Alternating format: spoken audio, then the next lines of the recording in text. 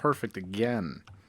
How do you feel? How does it all... People have no idea. We start every episode being like, that was perfect. People have no idea what that is in any capacity. That is us doing the clapboard for the movies. And action. And action. Yeah. Here we are. Andrew, how's it going? I mean, I know It's that going real well.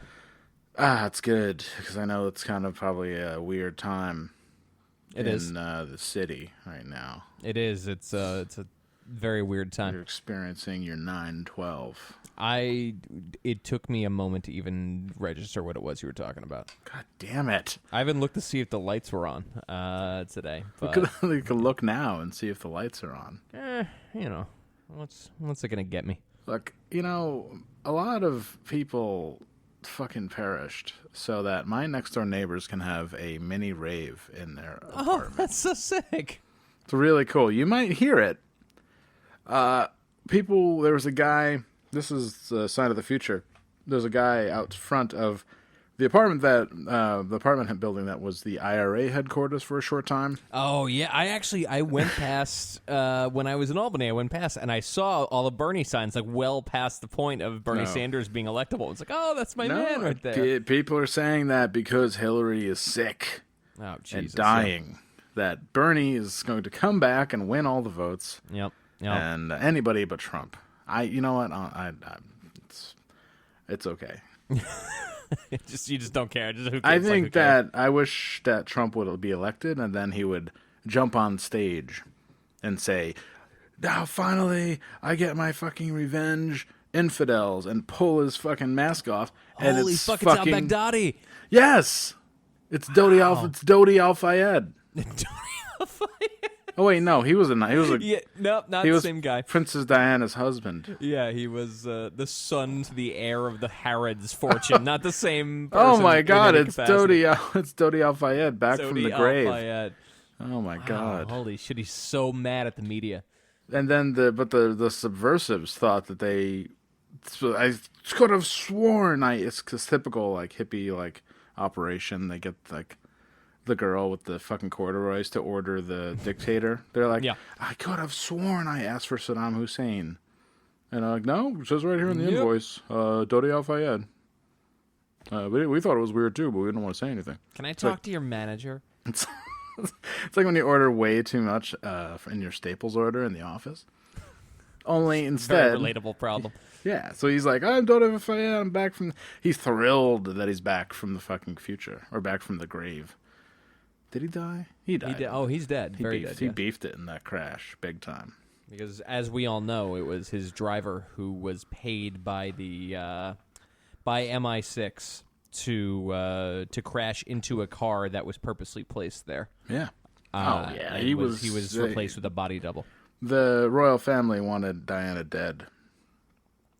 Big time. Or the other theory is that they just wanted to shake her up and bring her back into the fold, but they went a little far, went a little beyond the pale. I mean, first of all, who would dump fucking Prince Charles? That fucking... It looks like Tom Selleck. That stud. He looks like the photo inverse of Tom Selleck. I've never seen something quite as unattractive as Prince Charles. It's wild. I'm sure he's got a big uncut wrench. Probably. Hello? Very true. He fucking never... He has so much plug and so much cash that he doesn't have to fucking do anything. Imagine dating a fucking prince. She's probably like, I'm fucking set. Fuck you guys. I'm gonna go live in Buckingham Palace. You guys can fucking hang out at the Dole office. And whatever. You know what's so fascinating? I can't think of a situation where... Yeah, you've got like a prince and all that shit, where the prince is remotely prince-like. You know, like, okay, so there's Prince Charles who looks like a fucking pencil's asshole. Like, he looks awful. He looks like a dumb idiot. And then you have the two kids, and the one guy he just looks like somebody's dad. That's it. It's just like he's a big fucking oafy balding weirdo, and then the other one just looks like a ginger M&M. Yeah. It's a really bad scene. It's like you gotta open up that gene pool a little bit. It's wild. I think there's a big demo for ginger M&Ms. Ginger M&M. Yeah, I think so. That's a big Midwest thing. It's like, if I was like, dude, I got it. It's brand new ginger M&Ms. You're like, oh, cool, that's great. We get to try a new, it's a fucking Gabri's Tasty Corner. Oh, but then you come over and I'm just here with an Irish white wrapper. Oh, so good. Oh, it's Seamus O'Shaughnessy, the new rapper. So good. It's amazing. He's like, can't get enough of it. I've got bangers and mash. And I've got this other thing happening, and he talks about but it's thick brogue. I can't understand. He's like, yeah, we don't know what he's saying. Yeah, he talks about I'm going to go down and have a pint. And we're like, what? All right. I honestly, Seamus O'Shaughnessy would probably be the best rapper ever. I just wish he would leave my house. He's been in here for so long. If only he would leave Andrew and Gabri's house. He'd be a breakout star if only he would just leave my Walk apartment. one block and walk up and down the street rapping all day. By the end of the day, someone who works at a fucking record label, because that's how you get Hill discovered. of a Vice show. That'll be it. That's how the Strokes got discovered. They just were busking. All right, what's happening? This is the second time today somebody's brought up the Strokes to me as though this is a real thing. Because you clearly are on a fucking trajectory to become the Strokes, and you look like the Strokes, and you fucking love the Strokes. Wow. And that's so hurtful so quickly. And it's like when you're a kid and you drive by a shitty house and you're like, that's your house. It's like you love the Strokes and you wish you were there when the Strokes were born. You would fucking love Julian Villanueva or whatever his name is. Villanueva. Casablanca. They're big. I remember when they were becoming popular, there is a story about them in Spin magazine, if you remember Spin magazine. I do. And Gen Xer alert, Spin magazine, and they had a story that would all these bands, when they get popular and big and start making a little bit of money, because that's all you really make is a little bit of money now. You have this story that your publicist puts out to make you grounded.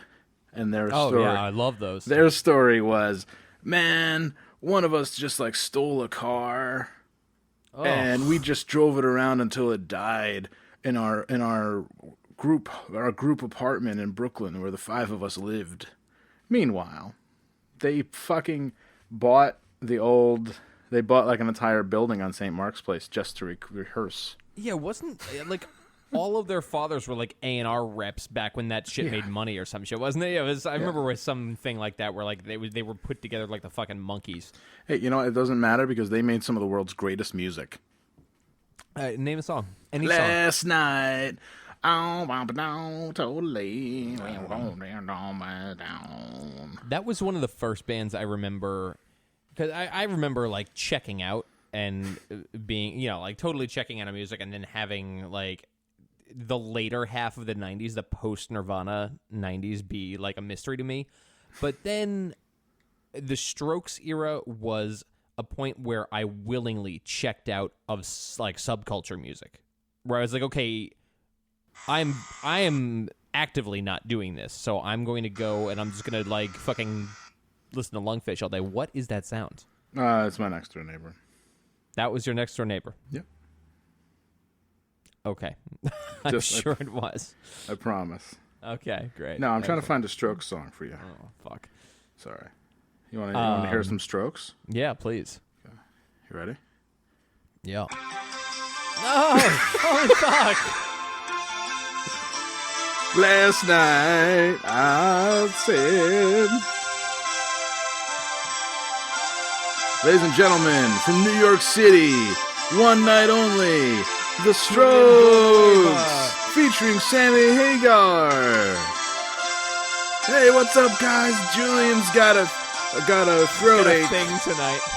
Julian's sick, so here we go, boys. Yeah. You know what? As bad as the song is, it's so much better than the fucking Strokes.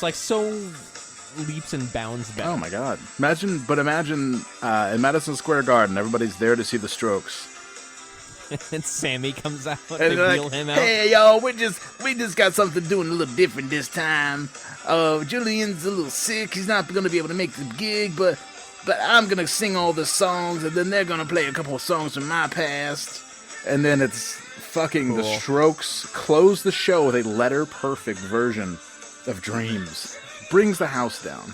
Wow. You have to call 3 different firehouses because the place is so hot.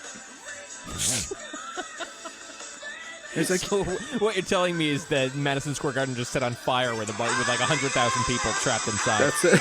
That's great. It's really Hey, good. yeah, exactly. It's like the station fire, only way worse. Holy shit! It's the only time the paramedics saw flesh dripping off of bone outside of Vietnam. It's exactly it. And then it turns out that Sammy Hagar is a homicidal maniac. Holy shit! And It he's makes so much chained sense. he's chained all of the exit doors closed while people were distracted. Personally. Yeah. Well, Haim was opening and everyone was distracted because Oh, people wow, I hang love on. this story. Yeah, people hang on their every fucking note because Haim is the second best band ever, and everyone was there. Even the security guards, like when like you see like a local cop at a football game, and like he turns around, he's like, yeah, for like a He's second. kind of into it. And he breaks character. This is what happened because they're like, oh my God, Haim, I know I'm on like this cop's on like overtime. He's on golden time, which is triple overtime, which is like really good. Like, that's really hard to do now. In a union, you can still... Union's the only place where you can get golden time, which is triple overtime, which means take whatever you make and triple it. I've never heard that in my life. That's interesting. Oh, yeah, it's strictly a union thing. But anyway, so Sammy's like... he's got some fucking chain. He's locking the doors. He's like, I'm tired of people misappropriating and trying to... and celebrating. I'm going to take them down.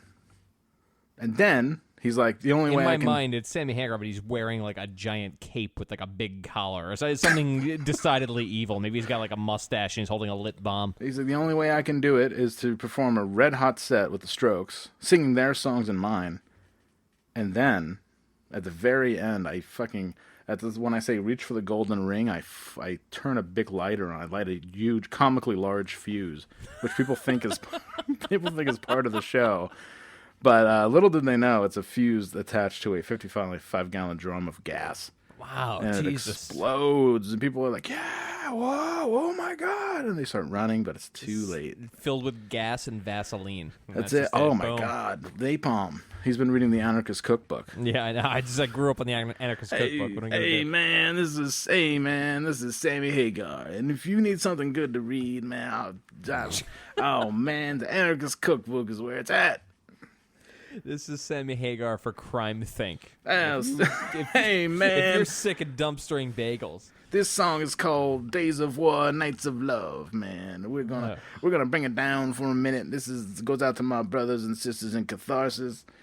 Oh man, one time Catharsis opened for us in Pensacola, and that shit. Oh man, I don't mean to cuss or nothing, but that shit was good. We went down to the stage level, and we jamming out.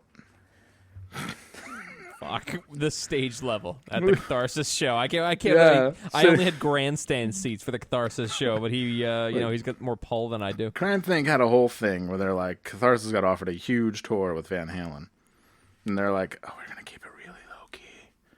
But we can sell a lot of books. We were going to print a ton of evasion books and live the evasion lifestyle while on tour with Van the whole Halen. way. Yeah, no, we don't need, no, excuse me, it's Van Halen. Oh, hey, We're come gonna on. live entirely off of the food Van Halen throws away. No, not even, because it's not vegan. All of the other colors of M&Ms. That's it. And they invite the Crime Think boys onto the bus. Hey, it's like a big rite of passage. Like when you get invited onto the bus. Mm-hmm. Hey, we'll invite you onto the bus. And they're like, nope, sorry. It's runs on fossil fuels. Can't do that.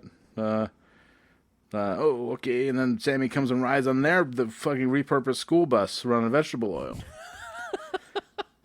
And he's Annoying the shit out of everybody. the Yeah, he's entire like, time. he's just Everyone playing, hates him. he's playing acoustic fucking OU812 songs the whole way.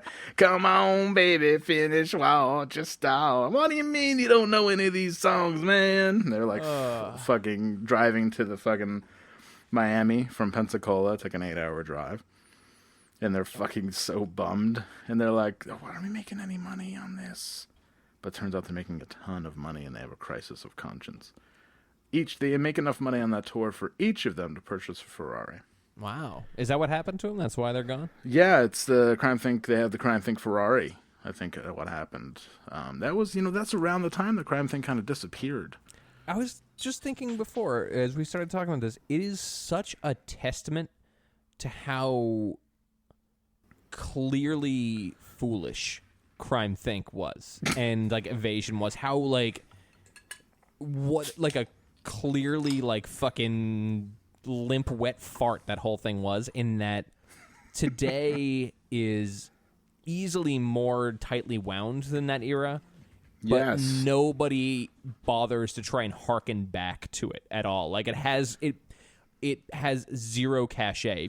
If you say Crime Think to like a kid on a campus, where the kid who should be into that, Yeah. if they understand what you said at all and they don't say Gesundheit afterwards, like you just sound like an asshole.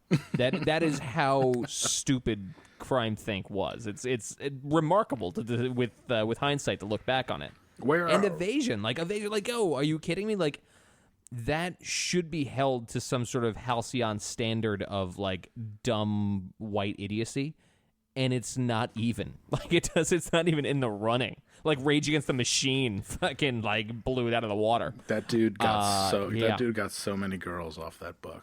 Is that right? Oh yeah. Oh yeah. Oh yeah. Saw you a thing or two. He got a lot of snail mail off that book. A lot of fucking envelopes decorated with fucking like, when you're courting like a kind of a crusty person, and like they're probably from like Oakland or like Portland, like that kind of thing. And you're on the East Coast and you're just not used to that at all. You're just not used to people caring that much. So Yeah. then you get somebody or from Vancouver, perfect example. And then you get like a thing in the mail that's decorated. The envelope is decorated. Like stickers, little tiny stickers, and this is just for you. And Wow, how'd they get this through the mail? Because all my understanding of urban legends of mail is that you have to, you can't send an envelope like that, and you have to make sure you put the stamp upside down to show distaste for the American flag, and you also have to cover it with a thin layer of Elmer's glue. That way, the person you sent it to can rub off the postage stamp and then put it in a microwave with a bowl of water, apparently, to unglue it and then glue it onto another, and that's how you fuck the system. remember, do yeah. you remember when we were in a band called Urban Legends of Mail? MALE. Yeah, Urban Legends of Mail. Really good drone rock band. Yeah, drone rock. It was perfect. And we played. We're on Ebullition, and we were on more than music comp. Yeah, it was very weird. The funny thing was that comp was not more than music. That's all it was there. I don't think I ever owned that one. Why are we doing this? I don't nostalgia know. Trip. Not even that. As we were just saying that in my head, I'm like, why are we talking about Ebullition? What the fuck?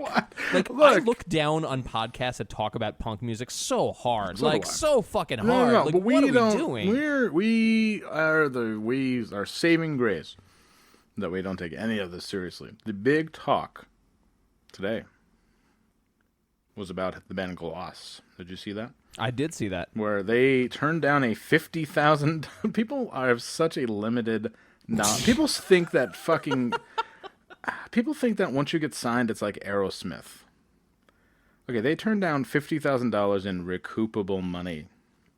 That's like That's like Sally Mae knocking on your door and saying, "Hey, we know you're trying to pay down your loans, but here's $50,000." Pretty much what it is. We had a big conversation about this amongst friends. So, and not like this is some kind of groundbreaking idea, but in fairness, the concept has been workshopped a few hours ago. But we came to the conclusion that it's just simply that people don't understand how little money $50,000 is. Like, it's really foolishly small to like get worked up about, especially split among people. 10 grand each. Oh, there's 6 people in Gloss. But you're also talking about that's 10 grand each. All right, so what? So what? 8, something to that effect. But then that's pre-tax money. So then you have taxes taken out of that too, and then it's just like it's not that much. Plus, get a better manager.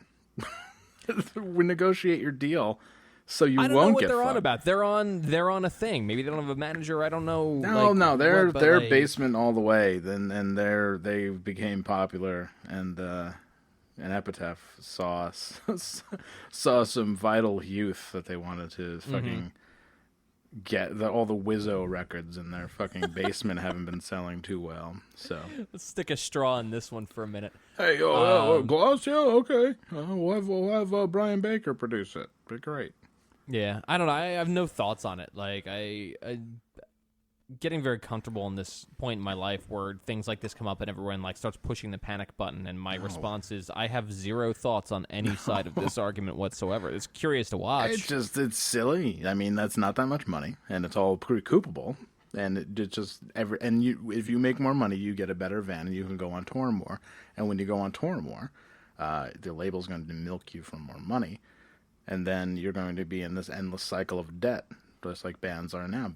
Labels exist for the sake of bands.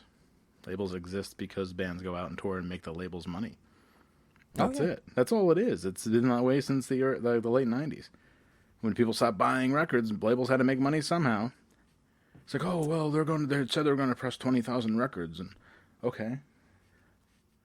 All right. You're going to sell 20,000 records? Yeah, I mean, God bless. I hope you do, man. I hope you do. Oh, we can do that on our own. In our living room.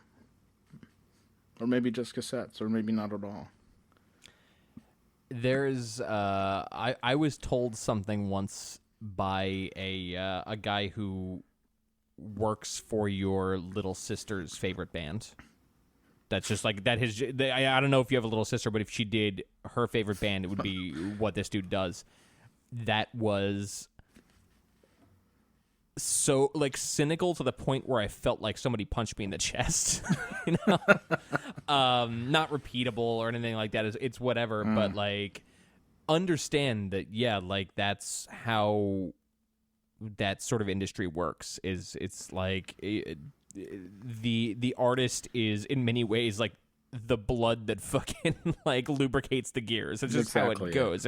You're sort of fed into like a creative meat grinder, and that's just. And the worst part of it all is that labels like Epitaph, people are run it's like a nostalgia trip for a lot of people. There's people who are like, I'd sign to Epitaph for no money. Yeah, it's like, well, we know a couple of those guys. Like, okay, they'd probably love that, and then they'd fucking hand you a bill at the end of your tour. And then they'd force you to fucking record 3 albums in 3 years, and you'd rush it, and they'd be even more mediocre than usual.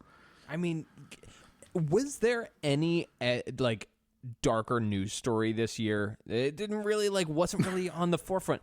Any darker news story than that situation where Kesha was trying to get out of the contract with the guy who she said like sexually assaulted her? Yeah. And the judge was like, "No, you still have to make records for this fucking psychopath." Exactly. It's like wild. And whether or not he did it is like a non-story. Let's not. The basic slavery of that is wild. Okay, Gloss. Let's not bring that up. Let's not bring that up. That, oh, well, we don't want to sign to Warner's because we want to keep it DIY and respectful. Not that, wow, we want to sign to a major label because we'll get locked into a seedy, awful contract, and perhaps the fucking producer will try to touch my pussy at some point. It's possible, but they're also kids. Like, I don't think they get that. Like, this is the they sort of... They don't get anything. No one gets anything. No, kids don't get shit. Kids get frightening little. I'm not saying get off my lawn. I keep a young life, but there are certain tenets that you have. The golden ring, you have to understand what the golden ring is. And it's not a record label. Trust us. Not. Andrew and I've seen little to no money from our fucking playing. Ever. Like joke money. Like, funny money. Like maybe $200 ever. That's That's a stretch. I don't know. It's probably a stretch, probably less than that. It's not anything but something you can fucking tell a girl. That's it. Or a guy. That's basically all. Oh, I'm Which is on- like, I think there's a certain point. Actually, at the age these kids are probably at, that bragging rights shit is probably like that probably gets you far. We went through it. We were like, oh, we're all puffed up. We're on Revelation. But we really did that the wrong way. But it super didn't matter at all. No, not even a little bit. Super not. So gloss, don't worry about it. I mean, it's either way. It's fine. I don't know. Like I only caught this through the filter of group chat, so I don't know exactly what to deal with that. I don't really know anything about this band other than like people love to be polarized by them. It's just it stands for the sake of it, this is the people are taking this as the line in the sand, the fucking 45th parallel, the line in the sand between the old guard and the new guard, because group labels like Epitaph, well, they're like, how dare you not want to sign with us? We're like the preeminent punk label. It's like turning down Discord, you know. You motherfuckers you'll all be in the same Cuisinart in a couple years. Yes. Don't worry about it. You know what you'll realize? All you assholes who feel away with this are going to turn 30, and all of a sudden you're going to realize that the guy who, in your band that you fucking loved when you were like 16, is working at the cafe, and you're working with them, and that's it. And it's like, there's no fucking mystery, no majesty to it. It's just, that's it. The people who, in this insular little scene, you hold and like revere are either going to become millionaires doing some shit you don't like, or are going to become baristas next to you and they're going to do some shit you don't like. They're going to steal your tips or something. You know, it's just it's how it goes. It's all right. Don't elevate your fucking cortisol levels over it. It's not that big of a deal. And I think a lot of it, like bands like Gloss, bands that are popular within their certain scene, all of these scenes now are scenes that celebrate themselves. You understand? Like you're afraid. It's like when we've seen it a million times where a band is really popular locally or within a certain scene, usually based around like a message board or whatever. Mm-hmm. And then you go and play somewhere else and no one gives a shit about you.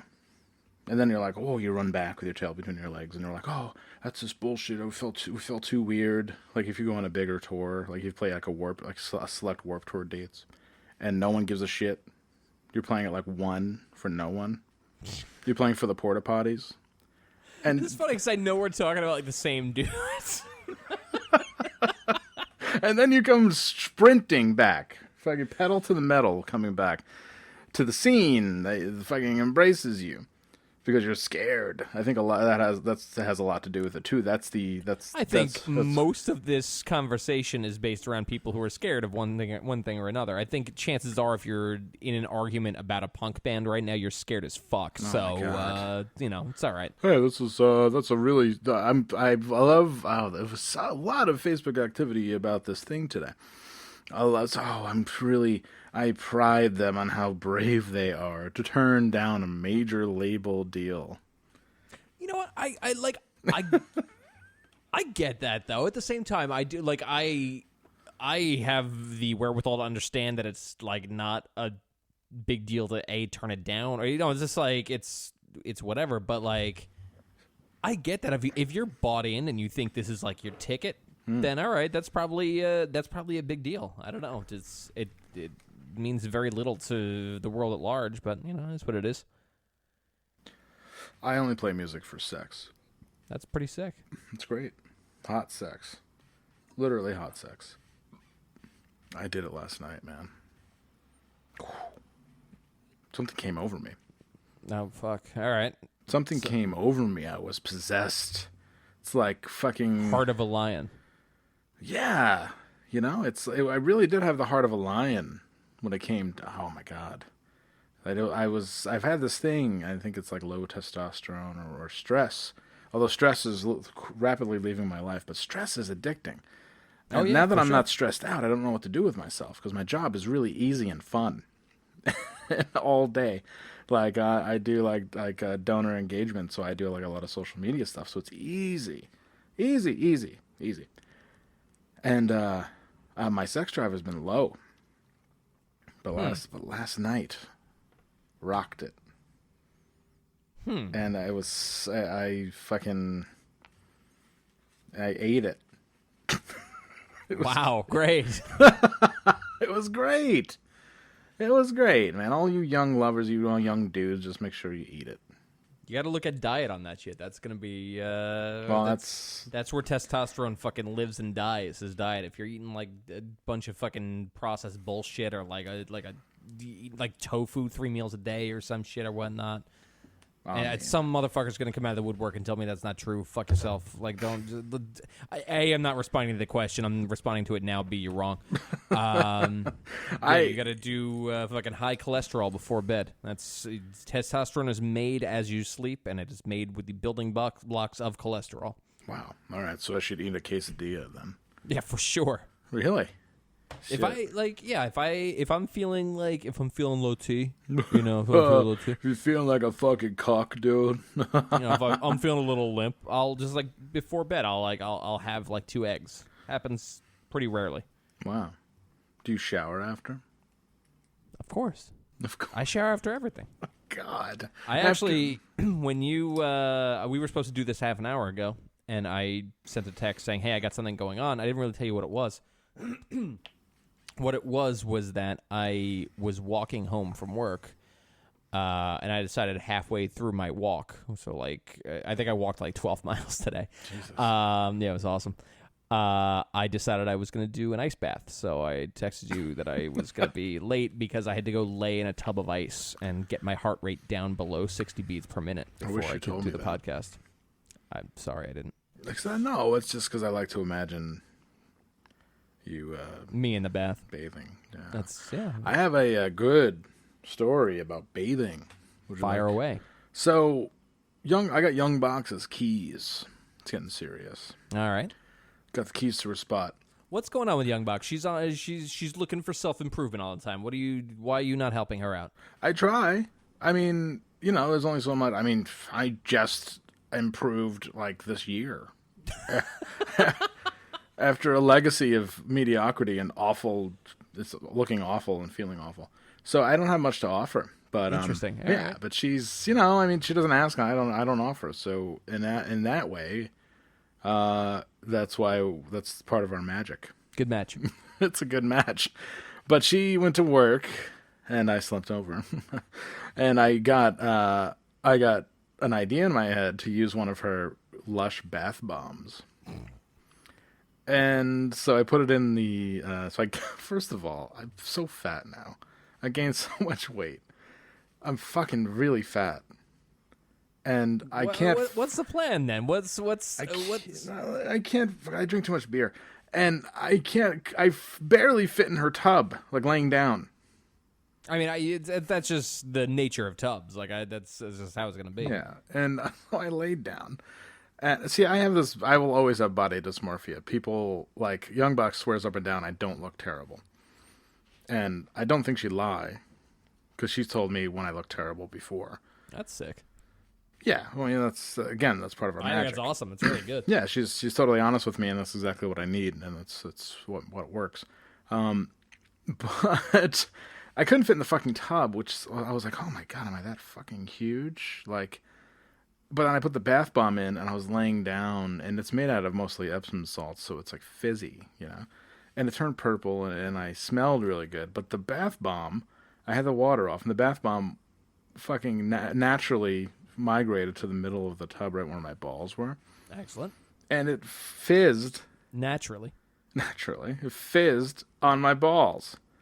And it felt great, and I didn't want it to stop.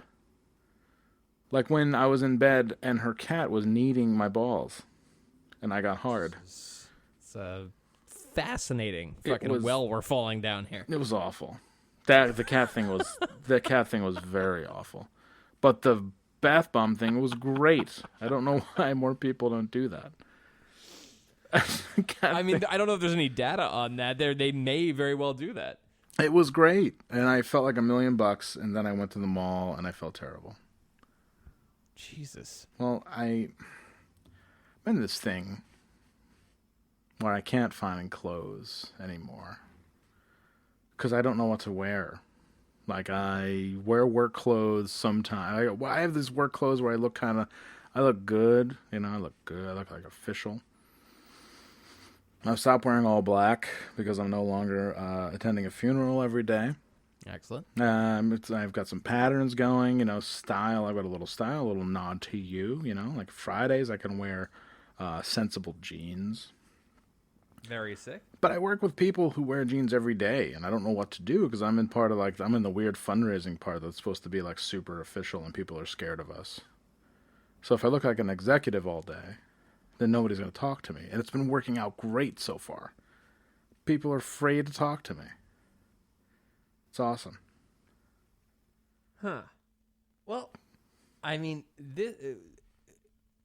you should just pick a single lane and go with it. Just be like, okay, this is the fucking rig out I look good in. I'm just gonna wear this every single day. That's like what I every did. day now. I used to fucking like wear like fucking blazers and fucking patterns and like all that shit every single day now.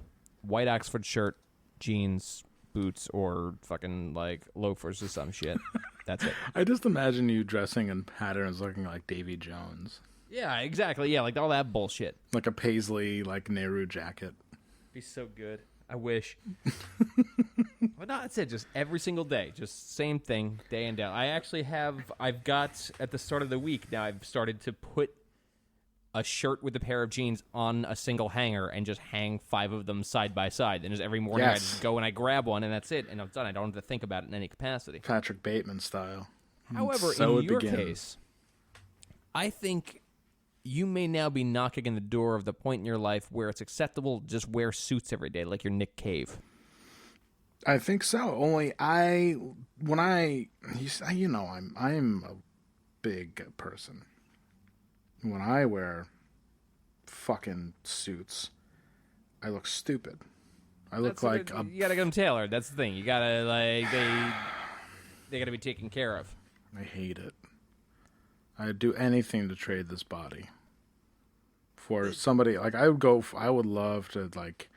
I was on my way when I was starving myself, and I would love. I mean, I'm 5'11", so I'll never be like attractive, but I am on my way. I was on my way to being like svelte. I would love to do that, but the right way this time. Why not fuck around with fucking keto again? Keto's it's so good. Keto's the really best. good. Yes, keto It's is. so good. I never feel better than I do when I go into ketosis. Like first I get the headache and whatnot, and then afterwards, like for the next like couple days, I feel so fucking good. Yeah, I'm close to it right now. I'm on like what is it, 9 o'clock? I'm just inching up on like 24 hours right now. So I got like another like half a day until I really start to hit my stride. But man, it's good. Are you still fasting? I am fasting right now. It's 24 hours since I've had anything but carbs included. Where do you get that energy from? Just do it. That's just it. Like you just like when you're doing something you don't like, you just don't do it anymore. That's the answer I wanted. It. I mean, that's it. It's just when you want to do something, you just do it. That used to be the way I Like, was sometimes in it sucks. relationships. Like in relationships, first argument, out. Yeah, I recall. And even in this recent relationship, first argument, and I was like, I gotta leave, I gotta go. But I stuck around. Yeah, it's like that's that fucking panicky reptile brain talking. No, Just it's shut not that even down. panicky. I'm just, I'm an only child, and I'm always okay. I'm by myself. Except when I make Facebook posts about being lonely. I was gonna say I would contest that maybe that's not as true as you think it is. Haven't you ever been lonely, man? Sure, absolutely. You wouldn't know it by reading my Facebook though. I know. Because you're younger than me, but you're better than me. I don't think that's true. I don't think that's true at all. I just don't do it. I just listen to Ray. I worked next to Ray for 10 years. I know not to do it. Don't do it. Yeah, Ray, it's just like Ray told me not to do it every day for a decade of my life. It stuck. Ray, who is leaving his post I heard. at the bar, God. End of an era. end of an era. They should fucking put a statue of him up on the corner of Central and Quail. God. It's so sad. Really It's sad. Everything is changing, Andrew. Because my fear is, what if I don't see Ray again until his fucking funeral? You know, like, damn, what am I gonna do? Don't. I'm saying it's terrible. It's horrifying. Should we live, like, to go Facebook Live at his funeral if that happens? Oh, Jesus Christ! Fuck. Because that's the new, like, the thing to do. Is that a real thing now? Yeah. Wow. Oh, big time. I'm gonna go. And Facebook has a chat function where it's built specifically for arguments. What? Yes, because if you go on Facebook chat now, like Messenger app, which I don't think you have. I think I do. I do. If you're chatting, and then you get into fucking heavy shit, you can immediately go live. You can just press a button, really? and you go live, and they can't help but see you. It's like FaceTime, but like forced FaceTime. Oh, that's so obnoxious. Like if you want to fucking keep this conversation happening, you're gonna talk to me face to face. You know what though? If you're having heavy conversations over Facebook chat, you deserve this. It's that you get the life you deserve, and that's what you get for like having heavy Facebook conversations. Arguing on Facebook is like arguing in a car. You should never do it. Yeah, it's just Cargument is the worst. Have I ever covered this on the podcast, how bad an idea a cargument is? No, I don't think so, but I really hope you do. Oh my god. Carguments are the worst because you're trapped. And when you're arguing, if you're like me and you're arguing, all you want to do is drop them off. Wherever you are. It could be outside. On the bridge. Yeah, it could be on the bridge, outside Toledo, in a snowstorm. I just get out of the car if I'm driving. Or if I'm in the car riding and they're arguing, I can't wait for that stoplight because I'm gonna run. I'm a big baby. All I want to do is, when I start arguing, all I want to do is leave. I think people can back me up on that. Is it because you don't think your position's correct? No, I just hate arguing that much. I mean, I really hate arguing. It's fucking terrible. It's repetitive, and I hate it. Thankfully, Young Box and I have only had one very bad argument. And that's because she was tore up on drink. Excellent. But other than that, I think we're good. Status report for all you women of the podcast. Everyone's circling. Still taken. Happily so. Things are better than ever. Do you recall? I don't know. It was. I don't remember what it was. Oh god. It was probably 2 a.m. when you and I, everyone else was asleep, and you and I were driving somewhere in the band van, in between some shithole, going to some other shithole, and both of us in driver and passenger seat got into separate arguments over the phone. Yes. It was brutal. It was brutal. That was the tour where my ex-girlfriend. Oh, that's right. She went off the reservation big time on that one. She told me that I couldn't have fun because she wasn't there. Yeah, that was wild. I can't believe it. I can't believe that I did that. That was, yeah, Jesus. I just had like a standard run-of-the-mill one. It was almost certainly my fault. But yeah, you had like a thing happening. Women have ruined me. You know what? Fuck it, because I was looking before, and one of the questions that came in said, God. Hans, you said numerous times on the drive that women are your trigger. I was just curious how you mean with mania, anxiety, etc., and if this is something you still deal with, how it affects your new relationship. Congrats, by the way, if at all, etc. And a lot of points have already been covered here, but we may as well just jump right in. All right. Well, that's question time, our favorite time of the day here. Numerous times in the drive that women are your trigger. I was just curious how you mean. Okay, well, I have programmed myself since age 14 to think that this is going to be one of those heavy episodes. I know it. Yep. Fuck. All right, everybody buckle up. We're 3/4 of the way through there. Yeah, You're all right. This is Time, Love, and Tenderness Corner with Hans. Which is a Michael Bolton song. Actually, I should play that song in the background. So I want you to fucking stall for a minute. All right. All right. I just got a a pretty long and in-depth email from my Gabbard. HR representative about performance feedback conversations. Oh shit! Does that reflect your performance? No, it's to the entire company. We're just discussing it. It's just a larger Jesus. discussion happening. No, my performance has been fucking awesome. I've been thrilled. I've been killing it at my new job. Yeah. Oh shit. All right, I'm gonna fucking. It's one of those '90s videos that has like a long intro. Look for the video. Whoa. All right, time love intent in this corner. With Hans here. We've got 4 minutes. Michael Bolton's in the background. Let's go with it. So, women are my trigger. It's true. I mean that in the way that I've programmed myself since I was 14 years old to think that I am absolutely worthless and very ugly. And no one has been able to talk me out of that, including myself.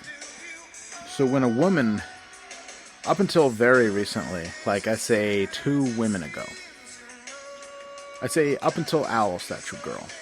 Okay, let's put That was the turning point. That was kind of the turning point where I was like, fuck this. If you have a hand tattoo, you better be fucking awesome. Because, or you should fucking leave.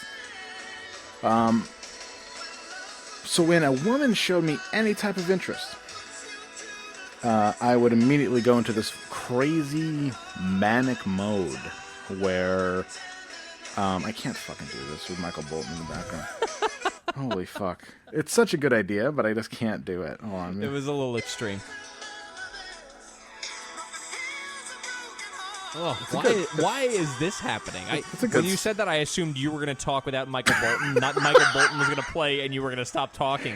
That went a different Asshole. way. Michael Bolton fucking rules, and if you don't realize that, then you should fucking have your head examined at fucking Bellevue, which is conveniently located really close to your house. That is true. Okay, so I pre-programmed myself basically to think that I'm very ugly and awful, and it's been like that for like years. Like 14, I'm now 39, so it's been like 25 fucking years of feeling that way. When I left the band, it was because of a woman. When I left the tour, it was because of a woman. I've told that story a million times. Not going to tell it again. But I was so fucking psycho about losing this person that I programmed myself to automatically assume that they didn't exist unless I talked to them every hour. And it's been like that with every relationship, except when they show any interest. If they show an interest and they give me what I usually give them, then I'm not interested anymore. If they're like, talk about my ex who gave me shit about being on tour. All I wanted to do was break up with them the second I got back. If they show interest and want to fuck me, it's amazing. And that speaks to my manic, fucking hypomanic, fucking oversexed life. But if they show genuine interest in me, it is such a hurdle. And it makes me anxious when they like me too much, because then I feel like I'm responsible for their feelings. And Young Box is so cool that I made a conscious decision, and it sucks that I'm saying this on the podcast. I haven't said this to her yet. But there have been times where I have wanted to run. We got in that weird bad argument, and I just wanted to fucking bail. And I didn't. I told myself, this is it. This is your chance to right this ship finally and make your life good. And I did it. And I stuck around. And things are really good now. Women are a huge trigger for me. I still always want to fuck other people. I still always want to just fucking fuck strangers. I'm oversexed. I'm sex addicted. And it's all about controlling my mania and keeping my baseline. It affects my new relationship a ton, but in ways that she doesn't know. Thank you. Well, she does now. So no, it's fine. And I think I should go on those little rants with Michael Bolton behind me more often. Well, I mean, listening to that, it's just like, what's the word I'm looking for? Moron. Stupid. No, not exactly. It's close. What I keep hearing is like you're working off of a narrative that has proven itself like clearly untrue. That would make sense. That totally makes sense. And That's the that's the pain of like a life is like running patterns and not fucking breaking them. And yeah, I know. I think about that shit you say so much, and I do. And you've helped me out in a ton of ways in my life, and it's great. And but it's just you're like the fucking my internal voice has been replaced by your voice. Oh, fuck that is scary as fuck. Jesus. No, but you're like, wait, what are you doing? What are you doing? Wait. Like when I went to Virginia and I didn't tell anybody, and you were like, what are you doing? Like, Jesus, yeah, that was right after I had that big suicide talk. That was a heavy one. And I was like, I'm just chilling. But I know how it looked, where I just start Instagramming pictures of me in a motel room. It's your feet in the ocean, being like, oh, God damn it. I'm going to talk to a fucking police officer today. I know it. Watching Tom and Jerry in a motel room in Virginia Beach. Like, this dude's going to fucking kill himself, obviously. There's no crime against that. I was telling Gabby a few days ago, if you ever put me in a situation where fucking Wile E. Coyote is on screen, like I will lose it. It's so fucking funny. Good. When I hang out with you next, which hopefully is soon, we should watch cartoons instead of Give Me a Break, because that shit is so funny. Tom and Jerry is on the so fucking the funny. Roadrunner movie. So good. Tom and Jerry. I haven't watched Tom and Jerry in about 30 years. I'll give it a try. Oh, it's so good. So good. So that's my shit. I still deal with it every day. But it's nice to have a calming presence in my life. Young Box is patient. She's very young, and but she's very wise, which I find disarming. She's been through a lot in her life, and she just wants to love hard. And I'm into it. Just when you feel a way, just decide you don't want to feel that way anymore. That's it. And then, but then here's the trick. Everyone's like, that seems easy as fuck on paper. The reality is you feel a way and you decide, I don't want to feel that way anymore. And then, of course, you immediately feel a way again. Yeah. Because that's just how it works. And the trick is not in saying, I don't want to feel that way anymore. It's in identifying that, oh, I just slipped, and calmly, without like self-judgment, being like, okay, well, I'm just going to restate the fact again that I don't want to feel that way. And then 3 seconds later, you'd be like, you know what? I don't want to feel that anymore. And eventually the 3 seconds becomes 10 seconds, becomes 20 seconds, becomes, however long. Yeah. That's the trick of it. Everything's cumulative. That's what I mean that's what I was saying about establishing your baselines and then protecting them. Part of protecting your baseline is not taking shit from a lot of people. So that's, I think, part of what makes me want to run, is that I work really hard to get to this point, and it's so, because of my fucking fucked up head, it's so easy to slip. Like any day, no matter what medication I take, any day I could slip. I want to fuck hookers now. Oh, but I want to, is some, like, not any day you could slip, eventually you will slip.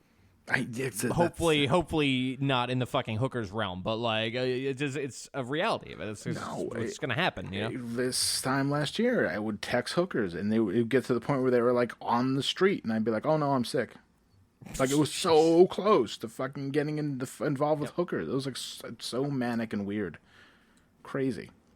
It's really real. So if you understand that you'll go off the reservation, because that's just the nature of life. Like I'll go off the reservation on whatever fucking shit I'm doing. It's just how it goes. Then the entirety of your life is not about worrying about it. It's about mitigating against that and being prepared against that and being like ready by virtue of having done the mental exercises enough times that when the actual time comes, like the actual firefight, you've been fucking training for so long. You're like, all right, I got this. I know how to shoot a gun. It's cool, easy. Sure. Yeah. I don't know where I was going with that. I love it. Just started making noises. No, I feel good. I feel better. I feel that's weird. I had a weird cleansing. Well, let's ask another question here. This is something a little bit. I didn't even read it. We didn't even read did ahead. 10 new questions just come in? I Yeah. thought there was only 2, but a bunch just came in. We It's got a interesting. bunch. Fire away. You always rag on upstate New York, but I, as a non-American, always hear of it as one of the nicest parts of the world. I realize you guys are factoring in some nested resentment and misanthropy growing up around the place and people. And also regarding what the cities, towns, America, etc. should be providing those people but aren't. I don't think about it that much. Anyway, I have a chance to visit next year and probably will. You haven't broken the spell. Q, where should I visit? Don't worry, I won't ask to hang out with you. Fuck you. Okay. You can hang out. Clearly a German. Right. Is that weird German sense of humor we don't get? Where it's like you're joking around, and but we don't get it because it's super, super dry, like the desert dry, like your fucking girlfriend dry. There's never been water dry. That was mean. I shouldn't say your girlfriend dry, even though she's over you big time. That's that American humor they don't get. That's that American humor you don't get, where you go right to pussy jokes. I think upstate New York is like it's a nice looking place, and I think it's an interesting place, but in this along the spectrum of human tragedy, like it's not like I think places like fucking Canajoharie and Gloversville are beautiful places, but not the kind of beauty you travel to America to see. Or maybe you did. I don't know. Maybe you're into like disaster tourism. I don't know what you're into. Remember but like Fun for Red October, where Sean Connery was like, "I'm going to retire in Montana." yeah, That was like, and I would rather fucking eat a gun than go to Montana. It's all relative. It's a different stroke situation. Yeah, you live in Europe, obviously. You fucking live in Germany, probably, based on your fucking shit ass question.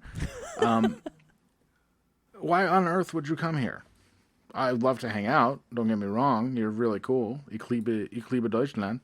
But why? So I mean, we got a new truck stop. That's sort of the thing it's talking about like things that places should provide people and don't. We don't have Ryanair. We don't have a great train system. You have this weird movie idea of like, I'm going to go to New York and then I'll just, bop over to LA and maybe I'll go to Seattle. And like, no, it's not an easy place to travel here. Everything costs bottom line $400. I mean, I'm assuming they factored in how much a trip is going to cost. I just don't know if upstate New York is where, like, it all looks more or less the same. And yeah, you don't get intellectually engaged. Much people just kind of like talk facts at you, and you just nod, and then they expect you to talk facts. And if you don't talk facts back to them, then you're like rude. It's like the internet. Yeah, it's actually very much like the internet for people who can't read. Exactly.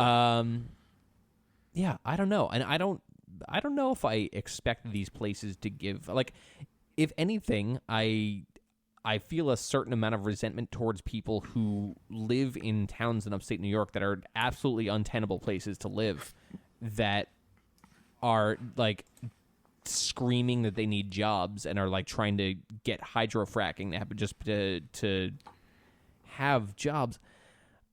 Like, I find it really ugly when people resent people in America who aren't needed anymore. Like the industry dried up because it's not needed. Right. Like, we don't need a city that just makes gloves anymore. It's not a necessity. It's but just there'll be that, somebody at the fucking Stewart's who will be all too quick to tell you how things are changing too fast. And that the gun... Right. Okay. Upstate New York, the Remington Gun Factory is a mere 30 miles away from Albany, New York. If there's a Remington gun in your family, that's where it was made. Unfortunately, people aren't buying Remington guns much anymore, or guns at all much anymore, except for fucking cops. So the fucking gun factory has been closing, and people have all kinds of conspiratorial theories about why the gun factory is closing.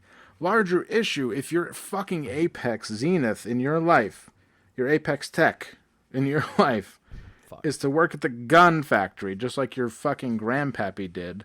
You should analyze and check your life. Learn a trade. Speaking of That's the Atex thing. Tech. It's like I was going into before. I find it like the resentment of working people in America to be ugly. It's an ugly thing. It's not cool. What's the future? I mean, shit. In 10 years, it's going to be a totally different world. That's sort of the thing. Is I want to balance that part of myself. And then I go upstate where people are trying at the same time to get jobs by literally dynamiting the ground to get a natural resource we don't need that's unhelpful to the planet. And then when they're not doing that, they're trying to secede from the state where the only viable money for the state comes out of New York City. They're trying to secede the entire state out of there. It makes it very difficult to like see the perspective of this person when they're doing very foolish things. And there's just a lot of that on a spectrum of like comic book ridiculous to just depressing up there. So I don't know that these places, I don't know if the town of Gloversville should be giving people things or not. I think maybe people who choose to live in Gloversville right now, maybe it might be a fucking self-reckoning time. I don't have that answer, but we've tried it the one way and it didn't work. It might be time to try the other one. I'm not sure. And I just don't like fucking dumb people. That's just my like. I have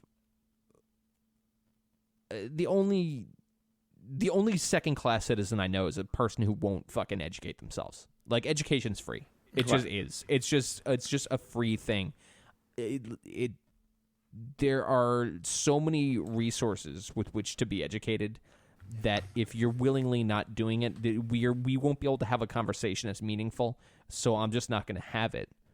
And there's a lot of that up there too. So beautiful place to see in a book of pictures. Either beautifully like depressing or just depressing place to be. That's what I got for upstate New York. Is this fucking, what is this? Oh, Michael Bolton's a new thing. Oh, Michael Bolton back. All right. I'll take this over Sammy Hagar. Really? I don't have anything to say, but I want to say it loudly because I was given space to type things, and I am irresponsible and unable to exercise self-control / discipline. Did you write this? No, I didn't. Why, was that me? I don't know. Holy shit. There's a question about Sean Duty having sex with Odell Beckham Jr. Can I read it? I love these. These Yeah, questions always break me up. Andrew, would you watch the Goodman go hard on OBJ? And I mean buzzer to buzzer. If it meant New York takes the NFC East. Sure, I'd watch it even if they lost. It'd be great. You'd watch it. You'd watch Sean Duty fuck. Do you think it'd be fantastic? I would just criticize him the whole time. It'd be wonderful. Do you think you could get hard for OBJ? No, certainly OBJ, not. who's rumored to be a homosexual. Is that right? Yeah. Interesting. Yeah, he's. There's been a couple rumors going around. Well, God bless him. So if Goodman was to, if he mustered all the strength, I know Sean Duty, and he's not a. I mean, we both know Sean Duty for a long time, and the word coxman is not a coxswain. I haven't talked to him in a while, though. He might be on like a real thing right now. I should call him, actually. Probably should. I should. I super don't think he'll answer. Oh, you're calling him right now? Oh, wow. Yeah. All right. Oh, yeah. All right. We do this once in a while. And we do. We make Sean Duty look at his phone and roll his eyes and put it in his pocket. God damn it. Yeah. I think this is going to be it. What should I ask him? I have no idea. This is going to be good. Oh. He's going to fucking hate this. He won't be thrilled. You've reached Sean Duty. Side button. 2 rings and a fucking side button. Are you shitting me? That's it. You're out. Holy. You're out too. I've been out for a minute. But he's... What about his friends? He's got new friends now, man. That's it. I'd watch him go hard on OBJ, but honestly, I don't think he could maintain an erection. buzzer to buzzer. It's I mean, buzzer to intense. buzzer. I mean, Especially if we're the only two people, because I'm assuming this is taking place in Giant Stadium of course. at the 50-yard line, and we're the only two people in the fucking stands You know, I'd in be winter yelling. coats yelling because it's cold outside. I'd probably still get those nachos. Yeah, of course. Those shit's so good. I mean, it's weird that you get the mentality. Like, I would never go to the corner store. The corner store near me has nachos with the hot cheese, which is very gross. That's pretty nasty. I would never ever do it. Not never, because this is $3. Like, get the fuck out of town. But I do it at a hockey game or a football game in a minute. Yeah, that's it. It's part of the culture. So would we be sitting on the 50-yard line, best seats in the house, 50-yard line, to watch them screw? Of course. Do you think that? I think that OBJ would clown him a little. Because Probably a little bit. He's like, you think you got what it takes. Plus, OBJ is very tall. So I don't think the dog fashion would work. I think it would have to be they'd have faced- to. There'd be some kind of like a maybe like a table, like a waist height table Well, or something. Yeah. And there's limited. I mean, gay men have limited positions just because of their equipment.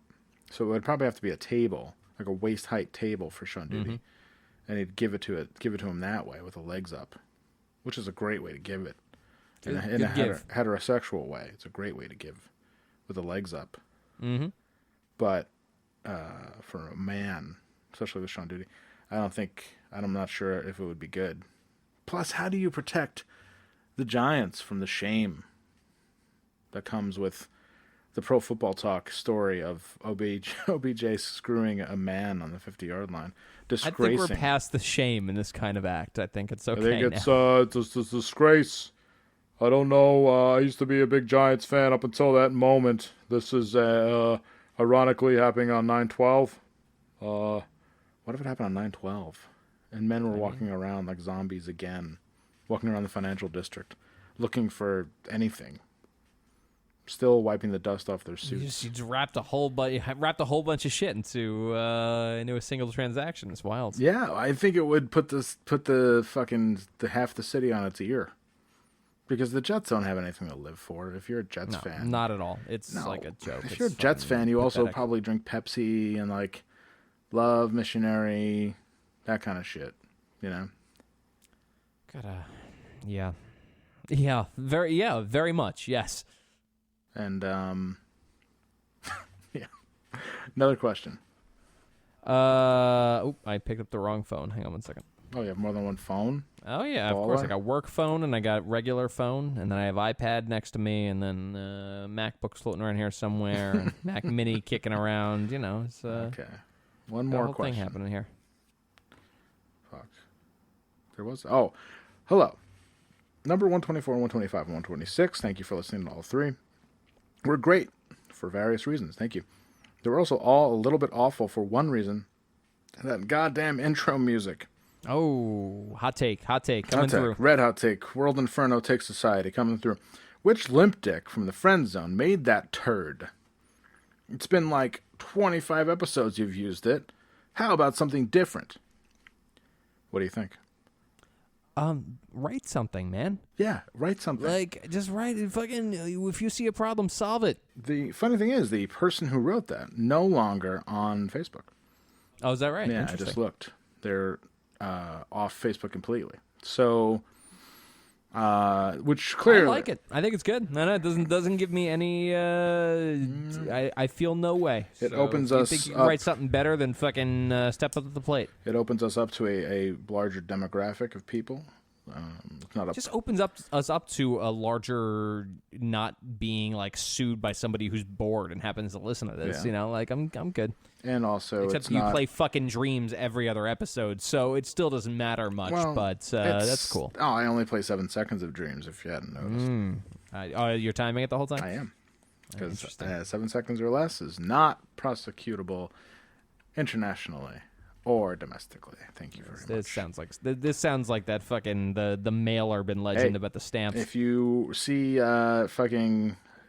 watch football on Sunday Night Football, they play. I have. They'll be like standing on top of the world. Time it. It's always 6 seconds. Interesting. Yeah, always. because it's something called an auditory mechanical license that you have to pay after 7 seconds. Wow. I know Okay. my way around the music industry, bro. Yeah, you are not fucking around here. I took a music industry class and I learned a lot.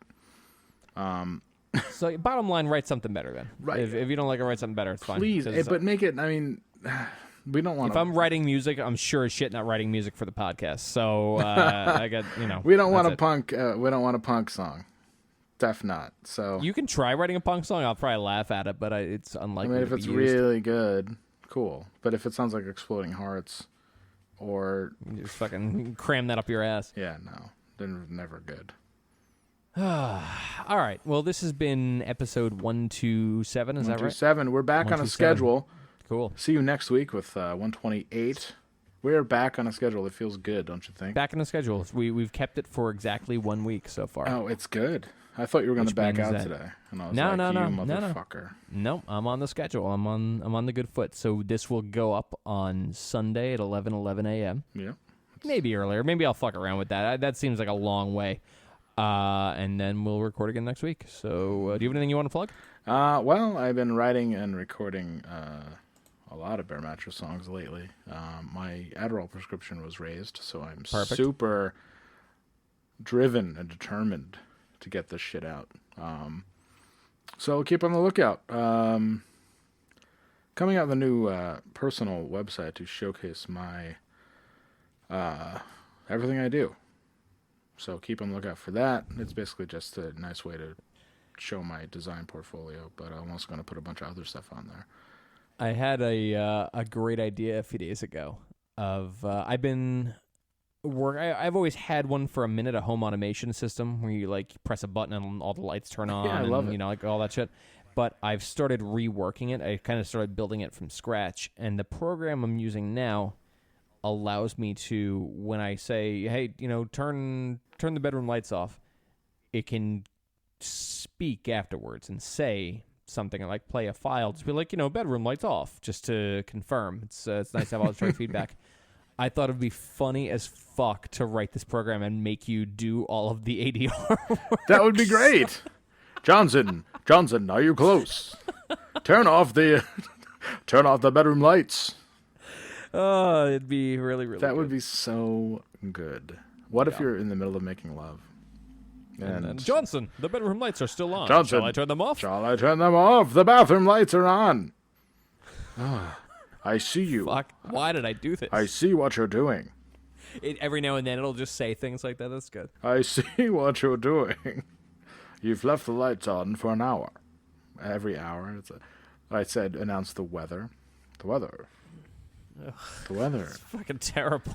I'd be like, Andrew, you left the lights on. It'd be like just when I live with you guys. When you guys buy a mansion and I live in the basement. It's just going to ease us into it. It's going to be so good when I live there, all alone. Bringing some girl home from the bar. Hey, this is, my housemates. They're like, housemates? We just let you live here because we picked you up on the fucking overpass. I was told you were going to die if we didn't help. Yeah, we picked you up. We got discharged from the psych ward, and we, fucking took solace on you, and that was a year ago when you promised us you were going to get a job in 2 months. They're like, and you have the balls. Tough out there.